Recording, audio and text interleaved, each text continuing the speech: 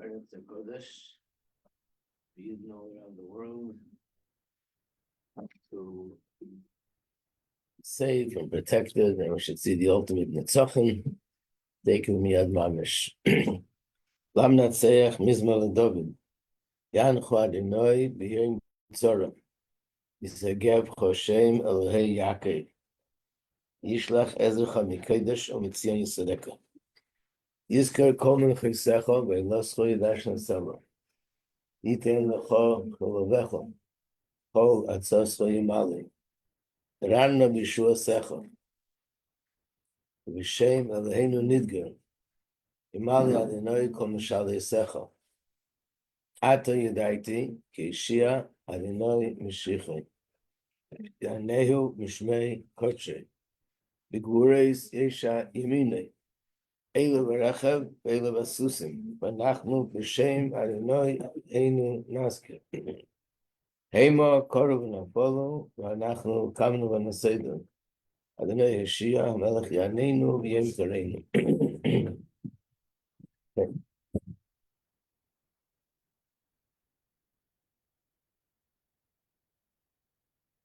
You're learning the Maimer of Basi Legani. We started yesterday.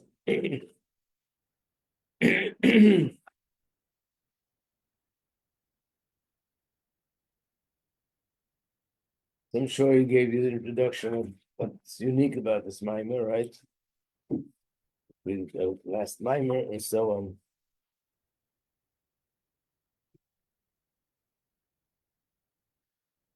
Understand he didn't get too far? We did it again. If you hear anybody ringing the bell, tell me and I'll close them in.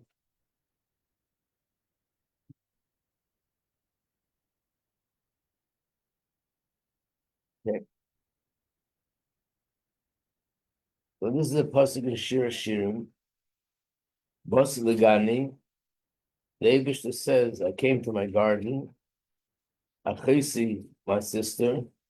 Kala, my bride. This is how the Eibishter is referring to the Yidden. This is the Medrash Rabbah. The Medrash Rabbah, the Mekayimai in its place, says, the Gan Enksiv Kan. It doesn't say I came to the garden, but it says Legani, to my garden, which means the Gnuni. This implies that it means my bridal chamber. In other words, it's my place. Why is it my place? The Eibishter's place. L'makom shoyi ikri b'tchila, because that's where my presence was initially. This is where Hashem's Shechina manifested in the beginning of creation. The ikar Shechina v'tachteinu mahoisa. The beginning of creation, the essence of the Shechina was present in this world. By day Chet Eitz Hadas, and then through the fact that he did the Chet Eitz Hadas, so now the world was no longer worthy of having Hashem Shechina there, so the Shechina left. Where did it go to? Nistalka Shechina Moras L'Rakia. It left from the Oretz to the Shamayim. Like they Chet Kain v'Enesh, and then through the sin of Kain and Enesh, which is in the beginning of creation, Kain killed his brother, Hevel. Enesh was the one that introduced idol worship into the world. Through this, Nistalka Shechina Merakia Aleph Lebeis Gimel. What? Would you like a cup of water? And I want you to go back down again. I would love to. Thank you.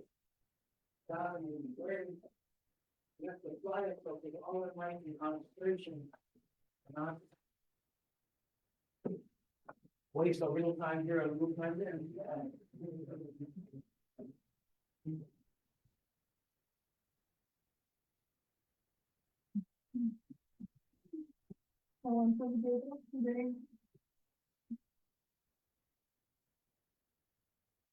So when he committed his sin of killing Hevel, again it caused that the world is no longer deserving of Hashem's Shechina, so it went from Oretz to Shemayim. I mean, from the first Shemayim to the second Shemayim. And then came Enish, and he started to do Avodah Zarah. So then the Shekhinah left again from the second Shemayim to the third Shemayim. After that, B'der HaMabul, in the day of the flood, which is also a day of corruption, Nistalka Merakir Gimel Adalet, then Shekhinah went from the third level to the fourth Shemayim. The Nisa B'Medrash, as it says in the Medrash, Al Pasuk Vayishmas Koil Havai Lakin Nesalach Bagon. They heard Hashem's voice, and it was as if Hashem was walking in the garden. But Amar Rababa says, it doesn't say Mahaleth, which would be the normal way of saying and writing it in Hebrew grammar. It should say Mahaleth. Ela Mishaleth. Mishalech implies Kofetz V'Ozel. Thank you very much. Kofetz V'Ozel means that Hashem was sort of jumping and moving forward, jumping and moving forward. So jumping means not just walking step by step, but advancing in a much greater distance. So that's the term that's used B'Gashmius, but it's alluding to the fact that Hashem, as a result of the Averis, left this world and went to the Shemayim. That's a jump. When he went from that first heaven to the second heaven, that's another jump. Because in each heaven itself, there are many levels. The fact that he left the level of the first heaven completely to the second to the third, that's called jumping.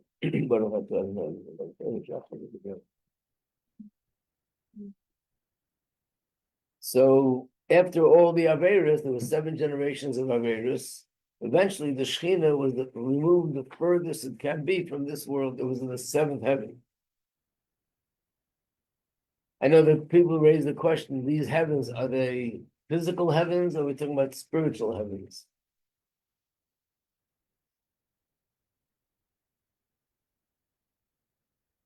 So it looks like it's both. In other words, it means, when we say heaven, it means distance from earth. There's a certain distance from earth that would be considered the first heaven. And then another distance, which is the same, the Gemara says that the distance is 500 years that it would take to walk. That was a way of measuring things in those days. I don't know what that would be in miles. But it means it's something which, it's a distance that would take 500 years to walk. So there's a physical distance, the first heaven, second heaven, the third, the seventh. And also, each one of those represent a different level of spirituality. It's more removed from the physical, and therefore the Shekhinah could be there. It's definitely connected to the spheres, but it's not the same thing like they talk about the 4 worlds. The 4 worlds, in other words, these 7 heavens are all in the world of Asiya, in the 4th world, in our world. But then came 7 tzaddikim, and they reversed the direction. What did they do? They brought the Shekhinah back down. And again, there were 7 levels, so there were 7 tzaddikim. Abraham had the merit, he brought the Shekhinah down from the 7th heaven to the 6th. Yitzchak, he merited to bring the Shekhinah down from the 6th heaven to the 5th heaven. And so there were 7 generations of tzaddikim, Ad Moshe, Shu Hashvi, V'chol Hashvi Chavivim. Until Moshe Rabbeinu came. Moshe Rabbeinu is the 7th tzaddik, and the 7th are always the most precious. So he brought it down, the Mata Ba'aretz. This is just for those who are listening, it's Basi Legani, Hebrew English. And we're on page 8. So first of all, we know that the Shekhinah came back down. Good morning. And that explains what it means in the Medrash when it says, Basi Legani, I came to my garden. Meaning it's already mine from before. That initially Hashem was here. Now, in this world itself, which specific location is Hashem's presence found? The Iker Gila Lakus, where is Hashem primarily revealed? The answer to that is the Beis Hamikdash. Siv, as it's written, Hashem commands us to build a Mikdash for him, and he will build a sanctuary which I will dwell in it. Being that it doesn't say b'seichai in it, it says b'seicham, plural. B'seichai lo nemar, b'seicham, meaning b'chol, b'seich kol echad v'echad. That it's Hashem's presence dwelling in the heart or inside every single yid.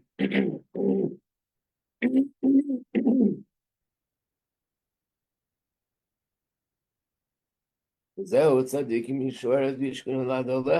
pasuk, the righteous will inherit the land and they will dwell on it forever.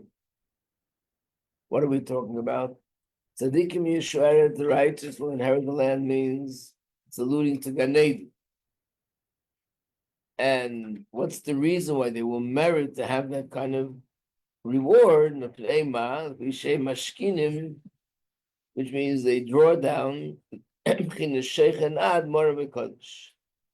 draw down Hashem, where it says about Hashem that he rests and dwells forever, and he and his name is exalted.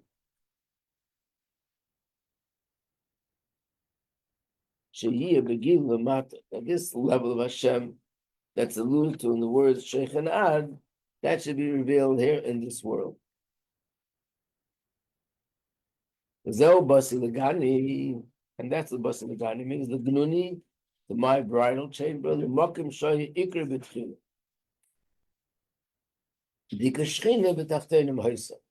Because the main Shechina was here, which means even though there are 4 worlds, and one world is higher than the other, but where was Hashem's main presence? Not in Atzilus, not in Bria, not in Yitzira, but Dafke in this physical world.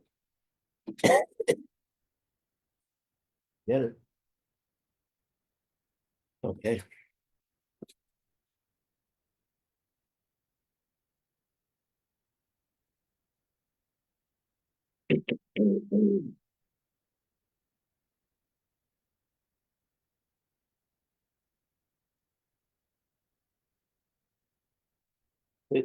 Now he's going to explain. Page 12.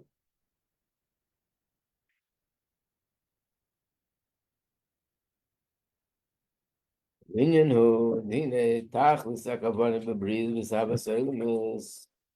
ultimate purpose for creating all the worlds. HaKadosh Baruch Hu had a desire to have a dwelling place in this physical world, which means Shiagila Lakus Lamata, the Avedis Adam, godliness should be revealed in this world through the Aved of a person. So again, the worlds, the spiritual worlds are so much higher and greater than this physical world. But the purpose why Hashem created all the worlds was to have this physical world. And the purpose why Hashem created all the other worlds is that they're all here to facilitate the creation of this world. But this is the ultimate purpose. Hashem wants us to be down here in the physical world, and he wanted this place, which is so low, to be transformed. So first of all, we have to translate, what does it mean, so low? Hashem is not limited in space. So when we say dir b'tachtenim, a dwelling place in the lower world, what does it mean by lower? And the answer is, in this context, lower is not space, but lower means in level. And how do you define that? How do you measure that, higher and lower? And the answer is, again, in this context, whatever is more godly, more revealed godliness, that's higher. whatever is conceals more godliness is lower.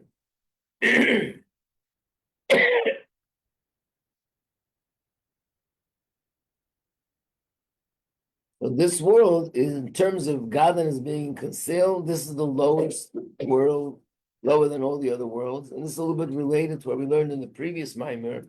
In all the other worlds, even though every single world that is lower means that godliness is more concealed, but you still feel the presence of Hashem.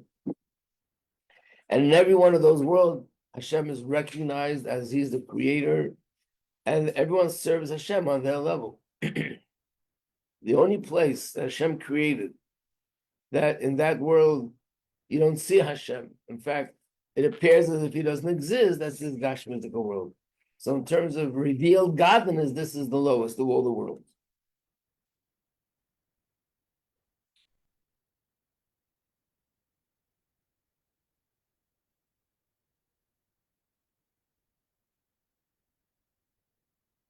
Only thing is one question. If that's what Hashem wanted, then why couldn't He do it 1, 2, 3? Create a world, the lowest world that could possibly be, and then shine His light in this world and transform the lowest world into ruchnius. What's this big commotion?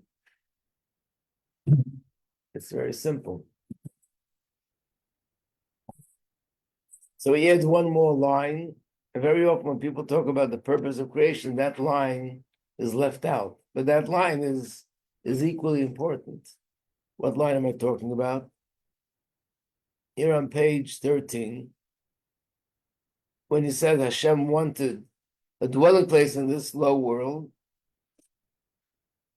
so the second paragraph, it says that godliness be revealed below on this material plane.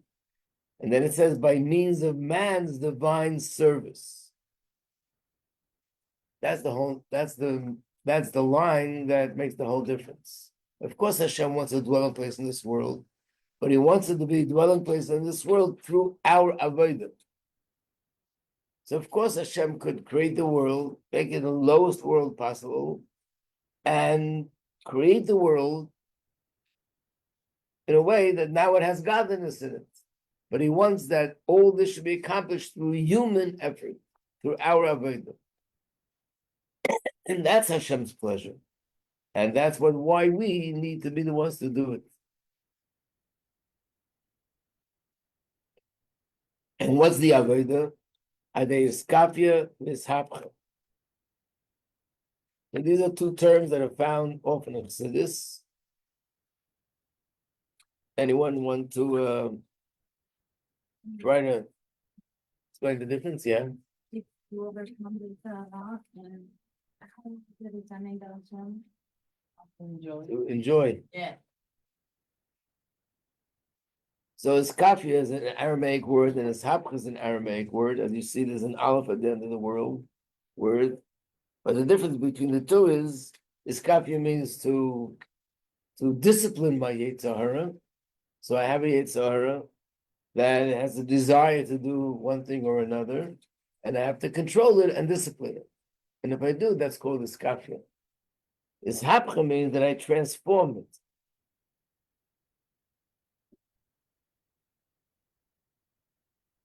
Transform it means that I no longer even have a desire to do something which is not according to Hashem's word.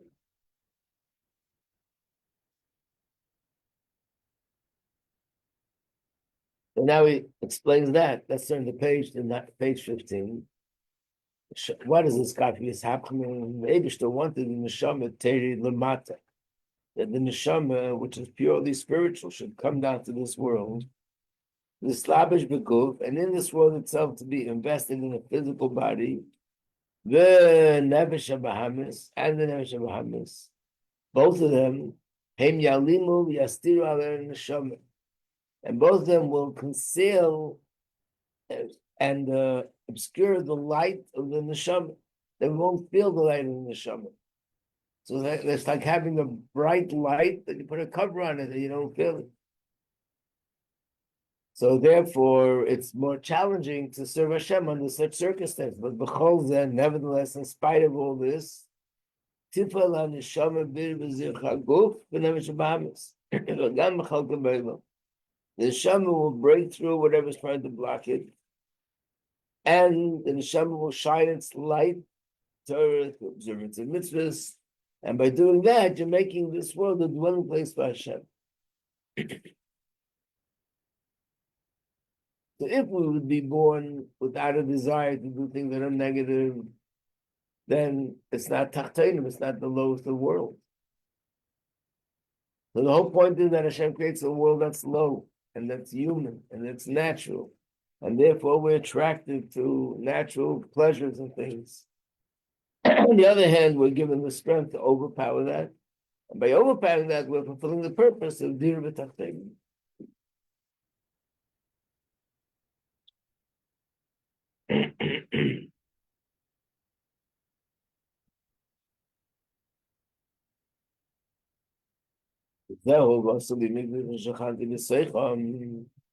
This is the meaning of the words. And you should make a mikdash that would dwell in them. So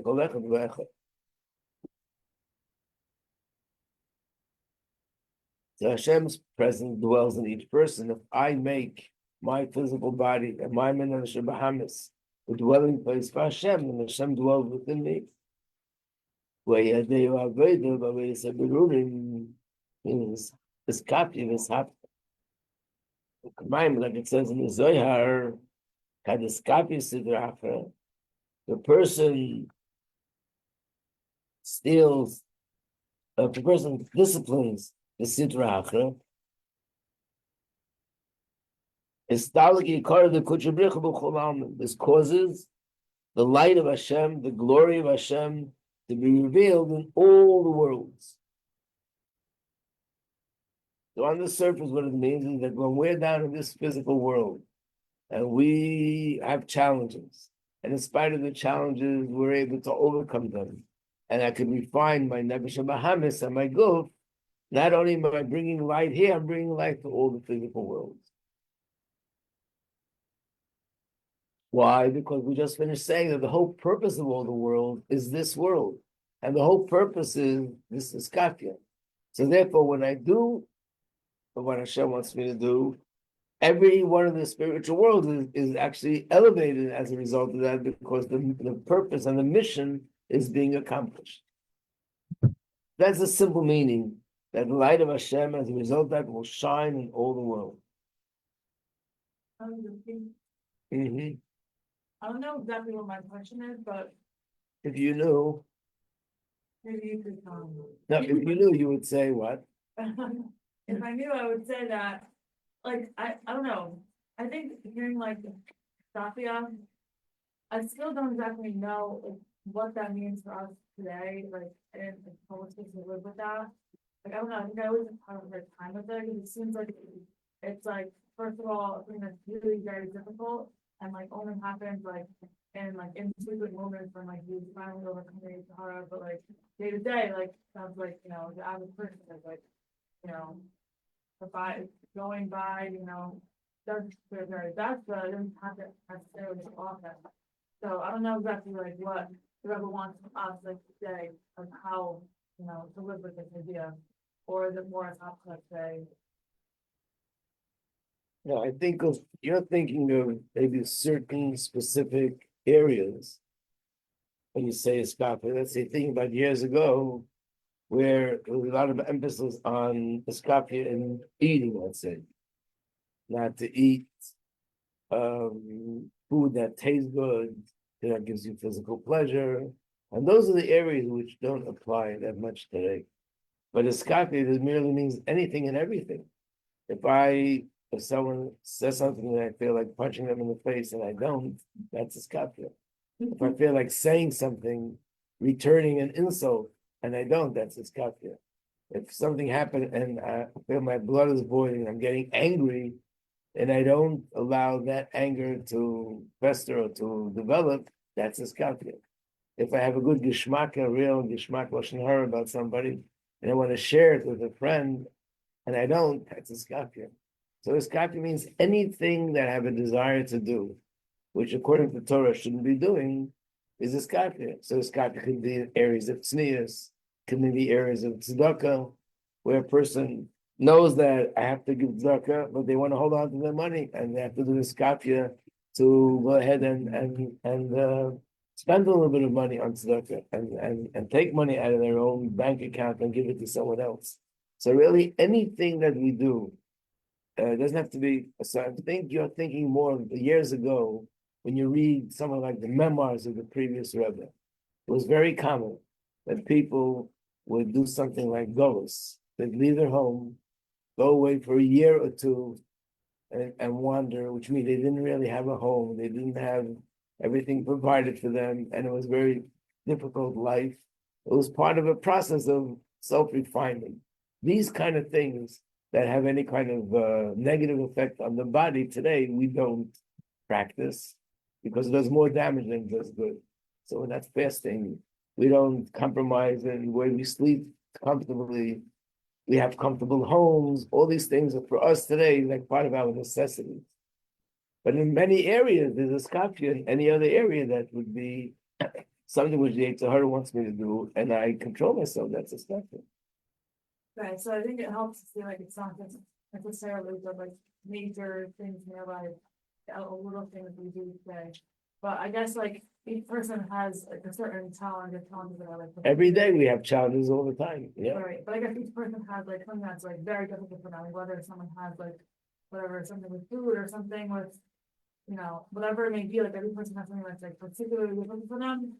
So I guess like if you're not doing a selfie in that area yet, like if you're working on it and you're, you know, trying to get there, but like even maybe you're not there yet, like is that missing the point of like why you're here? Or I guess maybe, but No, it's not just in why you're here, because when I'm working on something and I'm not there yet, but I'll get there in a while. So I'm doing this kafir. I'm doing that avodah. I didn't master it yet, but I'm doing that avodah. So what is it outcome? It's happened to me that I'm so refined that I no longer even have a desire to do something which is negative. I think I once told this story. I just remember which class it was, that a Sid Mashpia once asked the Rebbe a question. And the question was, sometimes I'm talking to students and I'm guiding them, or I'm telling them where they went wrong and what they have to correct. And sometimes I'm telling them about things that they need to do, but I know myself, I'm not doing that properly. Is it hypocritical of me to talk to them about it or not? So they never gave an answer. And the answer was, if you're demanding it of yourself, it's okay. Meaning, if I'm telling them, let's say, make sure that when you daven, you're looking in the siddur, they don't make mistakes. But I don't do it myself. I look out of the siddur and I make mistakes. So then it's hypocritical. What if I'm trying to work on myself and I get distracted and I look out of the siddur, but I'm working on making it happen? Then it's okay. What if I'm not even working on it? I'm doing it and I don't care. If you don't care and you're telling other people to care, that's not going to work. Then it's not words coming from the heart. So, but what if I am working on it? If I'm working on it, it means that I'm on the way to get there. It means I'm working on, that's the skafia, working. And almost said that the skafia happens in a second. The skafia can take 50, 60 years. But anything that I do, which is me disciplining myself to any degree, that is a skafia. Skafia doesn't mean that I've mastered it, but anything I do. So let's say a person is working on anger. And out of 15 episodes that happened today, one time I managed not to get angry. I did it, it's conflict. What about the 14 times? So then I didn't. But the fact that I'm working on it, and I tried, and I succeeded even one time, that's my escape.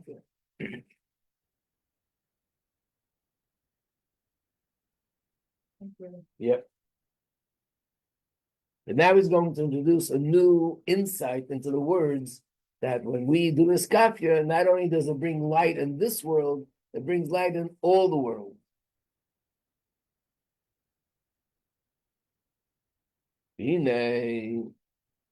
A new insight. When it says that it brings light into all the world, the intention is not only that it brings light to all the world, but it's describing a type of light.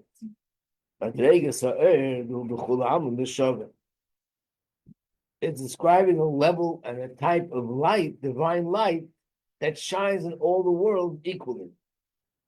And what is that light? This light is called Seviv Kolam. It's a light that surrounds and encompasses all the worlds. I didn't give out the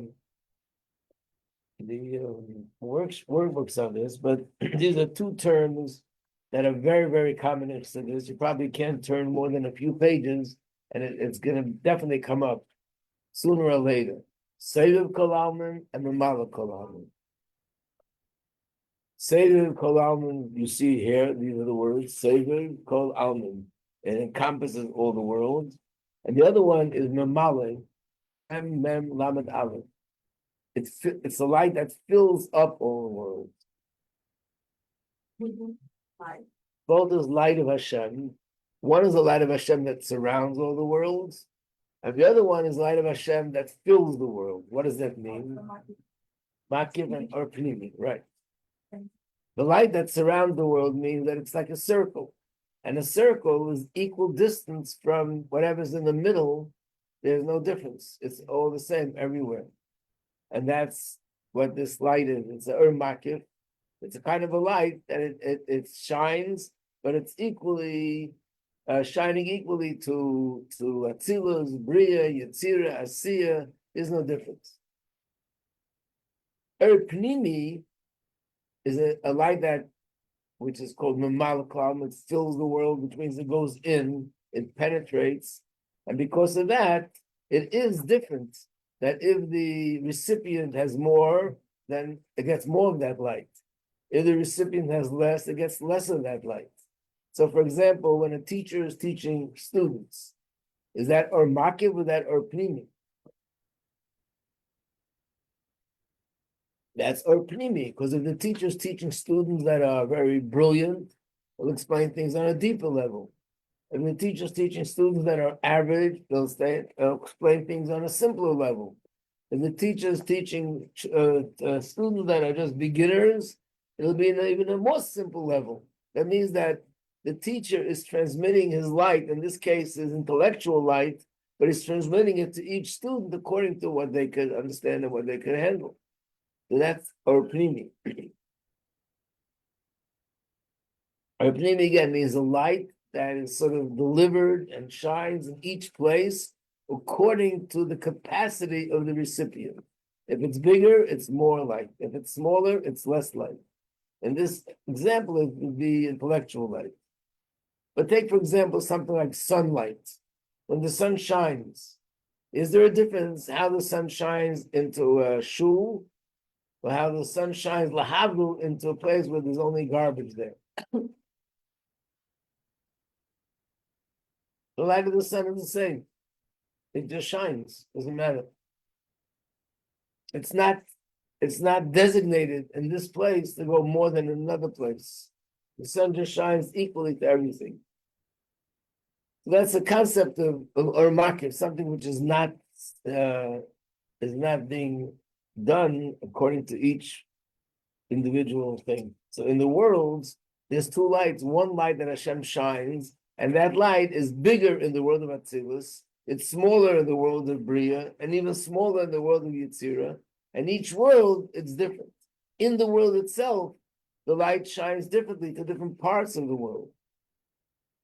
Our Makiv is the light of Hashem that shines to all the worlds equally. Makes no difference.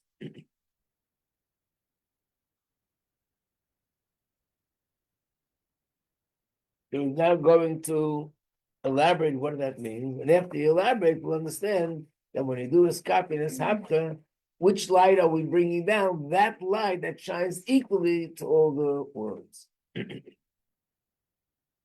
Let me explain that. But Illumis is regarding the world, the spiritual world, page 18.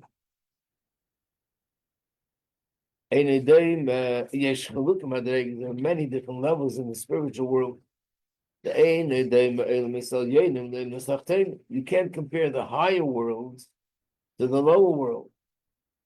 Again, what does higher and lower mean when you talk about something spiritual like the worlds? Higher worlds means it's closer to Hashem, obviously, and lower worlds means it's closer here to the physical realm. So in the higher world, Meir Ha'or Begili, the light of Hashem shines openly. The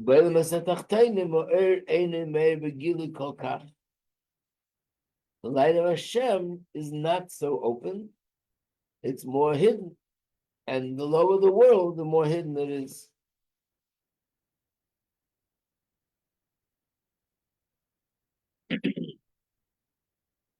Then there are also certain levels where the light not only is a lower light, but it's also hidden. I guess to use a mushal, these bulbs that give off light, there are different kind of bulbs. There could be a bulb that gives off 100 watts of light, and then there could be a bulb that's 200 watts. So naturally, 200 watts is brighter. So now this bulb that gives only 100, it's less light. On top of that, I put a case on it. And the case is, let's say, tinted glass. So everything is darker. So you have two things. Number one, that the light to begin with is a smaller light. And number two, even that light, which is smaller, is hidden from the room. And therefore, you don't see it so clearly. Same thing is also spiritually. When we say that light is hidden, two things. Number one, it's a light which is lesser level of light. And even that lesser level of light is concealed because of the goof and the Bahamis and different things in nature that hide godliness.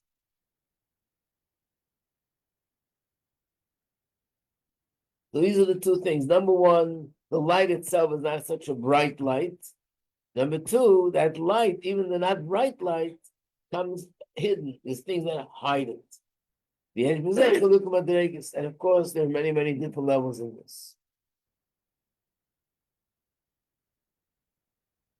Let's take our neshama. We learned in Tanya that the difference between tzaddikim and ordinary people is not just this person does more, this person does less. Very often the difference is much deeper. The neshama of a tzaddik, to begin with, comes from a higher world. And therefore his spiritual capacity is much greater. And the neshama, let's say, of the earlier generations, Tanoim, Amoraim, the great tzaddikim that lived, their neshama to begin with is a greater neshama because it comes from a higher world. Our neshamas come from a lower world. So that means the light is a less light. On top of that, the neshama goes into a guf and nefesh habahamis. These are two garments that conceal the light. So there's two things that make the light very hidden. Number one, to begin with, it's a lower light. And number two, on top of that, the light gets covered by other things.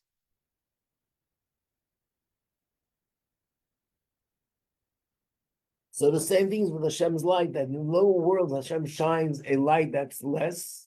And on top of that, because it's a physical world, things get hidden and concealed, and it's very difficult to recognize Hashem's light.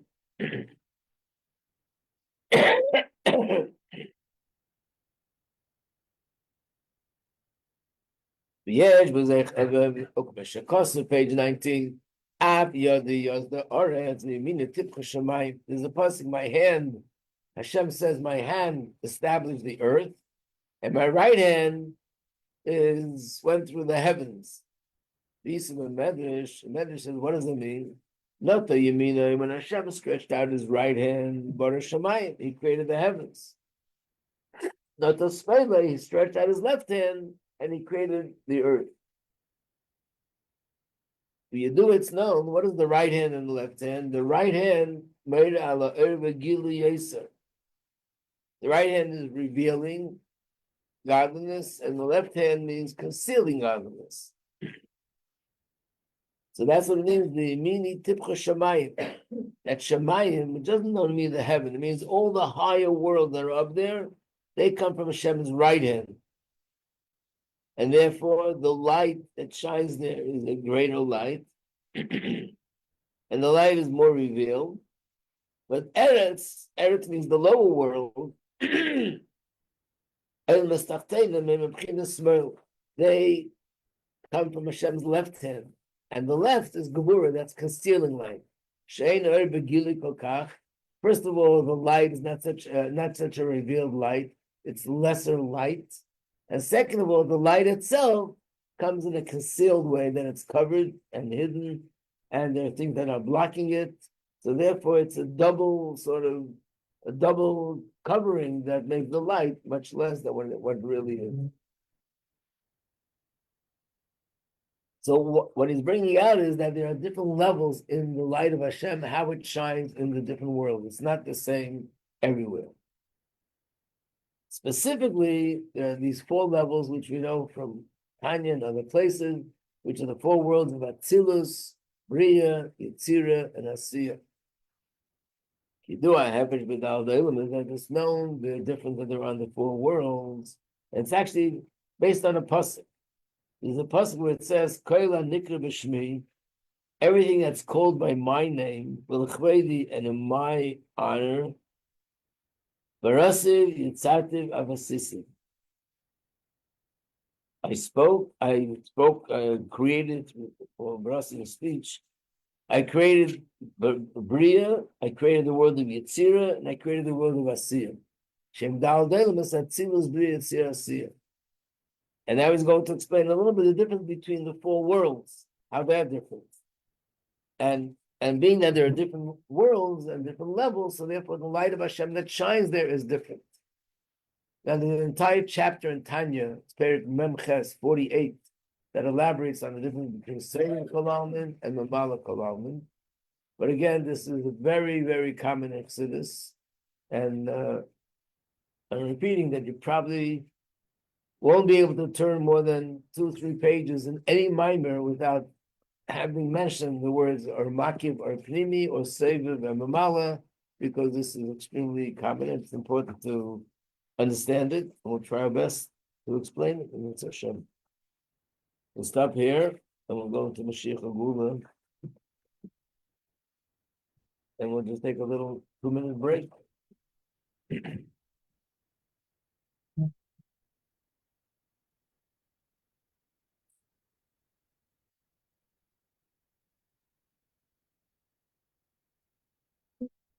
One.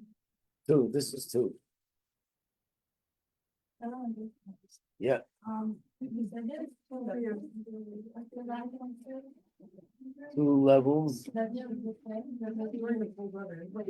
2 aspects about light being concealed. Number 1, that it's to begin with a lower light, a lesser light.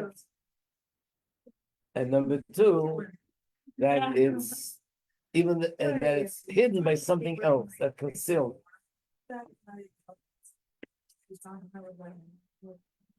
What's the other thing?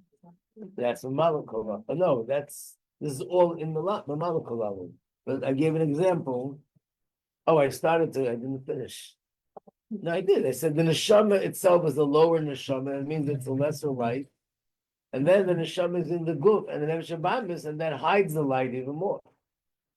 So these are 2 things. Number 1, it's a low neshama of a lesser quality. And number 2, that in itself is hidden.